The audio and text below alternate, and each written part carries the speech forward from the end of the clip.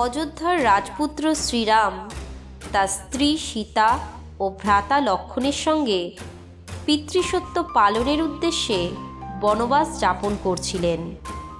তাদের এই নির্বাসন ছিল এক কঠিন পরীক্ষা।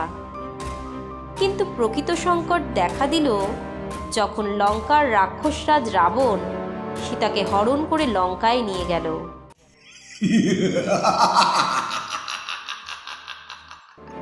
সীতা উদ্ধারের সংকল্প নিয়ে শ্রীরাম কিষ্কিন্ধায় বানররাজ সুগ্রীবের সঙ্গে মৈত্রী স্থাপন করলেন। সুগ্রীব চতুর্দিকে তার বানর সেনা প্রেরণ করে সীতার সন্ধান শুরু করলেন। এই অনুসন্ধানে মহাবীর হনুমান লঙ্কায় প্রবেশ করলেন এবং জানতে পারলেন যে সীতা অশোকবনে বন্দী হয়ে রয়েছেন। তিনি অশোকবনে গিয়ে সীতাকে শ্রীরামের আংটি প্রদান করে আশ্বস্ত করলেন যে রাম শীঘ্রই তাকে উদ্ধার করতে আসবেন। সীতার সংবাদ পেয়ে শ্রীরাম আর বিলম্ব করতে চাইলেন না। তিনি লক্ষ্মণ, সুগ্রীব, হনুমান এবং বিশাল বানর সেনা নিয়ে লঙ্কার উদ্দেশ্যে যাত্রা শুরু করলেন। কিন্তু পথের মাঝে এক বিশাল সমস্যা দেখা দিল, সমুদ্র। ভারত ও লঙ্কার মাঝে দিগন্ত বিস্তৃত বিশাল জলরাশি পার হওয়া অসম্ভব বলে মনে হলো। শ্রীরাম গভীর দুশ্চিন্তায় পড়ে গেলেন। তিনি ভাবতে লাগলেন, এই বিশাল সমুদ্র প্রবাহ পার করে আমার সৈন্যরা কিভাবে লঙ্কায় পৌঁছাবে? দুশ্চিন্তাগ্রস্ত শ্রীরাম অতঃপর 3 দিন উপবাস পালন করে সমুদ্র দেবতা বরুণ দেবের পূজা অর্চনা করলেন। তিনি বরুণ দেবকে আহ্বান জানালেন সমুদ্রের অন্দরে একটি পথের সৃষ্টি করতে, যার সাহায্যে তিনি ও তার সৈন্যদল সহজে যেন সমুদ্র পারাপার করতে পারেন। কিন্তু বরুণ দেব শ্রীরামের আহ্বানে কোনো সাড়া দিলেন না। শ্রীরামের ধৈর্যচ্যুতি ঘটল। তিনি রাগান্বিত হয়ে তার ধনুর্বাণ তুলে বললেন, যদি সমুদ্র নিজেই পথ না করে দেয় তবে আমি তীর মেরে তাকে শুষ্ক করে আমার পথ করে নেব। শ্রীরামের রুদ্রমূর্তি দেখে সমুদ্রদেব ভয় পেয়ে নিজেই আবির্ভূত হলেন। তিনি নতমস্তকে শ্রীরামকে বললেন, হে রঘুকুল নন্দন, আমি আমার ধর্ম অনুযায়ী আচরণ করেছি। আমি শুষ্ক হয়ে যেতে পারি না, কিন্তু এই সংকট থেকে উদ্ধার পাওয়ার উপায় বলে দিতে পারি। আপনার সৈন্যদলে নল ও নীল নামে 2 জন বানর প্রকৌশলী আছে। তাঁরা স্বয়ং বিশ্বকর্মা দেবের উত্তরসূরি এবং তাঁর আশীর্বাদ ধন্য। তাঁরা যে কোনো বস্তুই জ্বলে ফেললে তা ভেসে থাকবে। তাঁদের এই শক্তিকে কাজে লাগিয়ে আপনি অনায়াসে সমুদ্রে সেতু নির্মাণ করতে পারবেন। শ্রীরাম এই কথা শুনে যারপরনাই আনন্দিত হলেন এবং সঙ্গে সঙ্গে নল ও নীলকে সেতুবন্ধনের উপযুক্ত ব্যবস্থা গ্রহণ করবার জন্য অনুরোধ করলেন।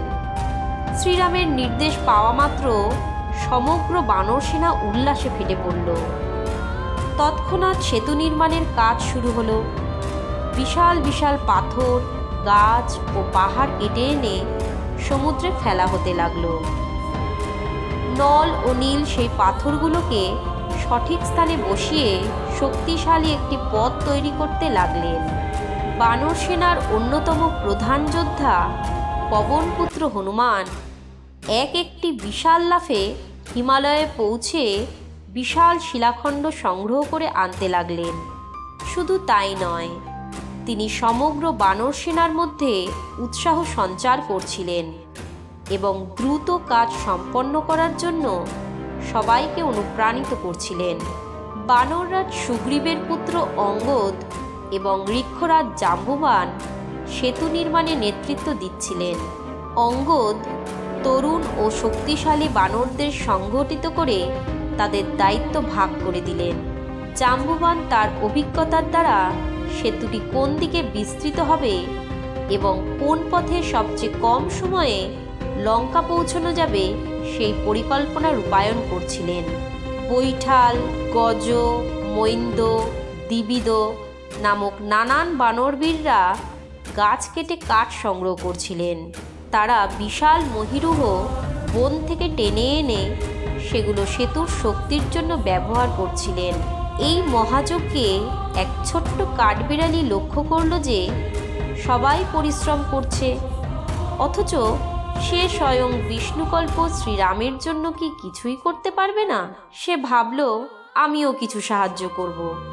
সে ছোট ছোট পাথর ও বালি মুখে ও শরীরে বহন করে নিয়ে এসে সেতুর ফাঁকগুলো ভরাট করতে লাগলো।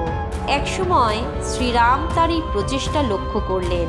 তিনি মুগ্ধ হয়ে কাঠবিড়ালির পিঠে স্নেহ করে হাত বুলিয়ে দিলেন, যার ফলে তার গায়ে শ্রীরামের আঙুলের দাগ পড়ে গেল। শ্রীরাম কাঠবিড়ালিকে আশীর্বাদ করলেন, বংশ পরম্পরায় এই দাগ সে তার শরীরে বহন করবে, শ্রীরামের স্নেহস্পর্শের নিদর্শন স্বরূপ। 7 দিনের অক্লান্ত পরিশ্রমের পর বিশাল সেতুটি নির্মাণ সম্পন্ন হলো। বানর সেনারা উল্লাসে ফেটে পড়ল। তারা আনন্দে চিৎকার করে উঠল, জয় শ্রীরাম! তাদের উল্লাসধ্বনিতে দিকবিদিক মুখরিত হয়ে উঠল। শ্রীরাম, লক্ষ্মণ ও তাদের বিশাল সেনাবাহিনী সেতু পার হয়ে লঙ্কার দিকে এগিয়ে গেলেন। লঙ্কাধিপতি রাবণের সৈন্যরা বিস্ময়ে দেখল কিভাবে এই অবিশ্বাস্য সেতু নির্মিত হলো। শ্রীরামের সেতুবন্ধনের কাহিনী শুধু একটি যুদ্ধের প্রস্তুতির গল্প নয়, বরং এটি একতা, ভক্তি এবং পরিশ্রমের প্রতীক। নল ও নীলের বুদ্ধি, হনুমানের শক্তি, অঙ্গদের সাহস, জাম্বুবানের অভিজ্ঞতা নাকি কাঠবিড়ালির নিষ্ঠা, এই সেতুবন্ধনের নেপথ্যে কার অবদান সর্বাধিক গুরুত্বপূর্ণ বলে আপনাদের মনে হয়? কমেন্ট করে জানান। এই সেতুর কারণেই শ্রীরাম রাবণের বিরুদ্ধে যুদ্ধ জয় করতে পারলেন এবং ধর্মের জয় নিশ্চিত হলো। আজও ভারত ও শ্রীলঙ্কার মধ্যবর্তী রাম সেতু এই ঐতিহাসিক ঘটনার সাক্ষ্য বহন করে চলেছে। আমাদের এই প্রয়াসটি ভালো লাগলে ভিডিওটি লাইক, শেয়ার এবং পুরাণ দর্পণ চ্যানেলটি সাবস্ক্রাইব করবেন। জয় শ্রীরাম।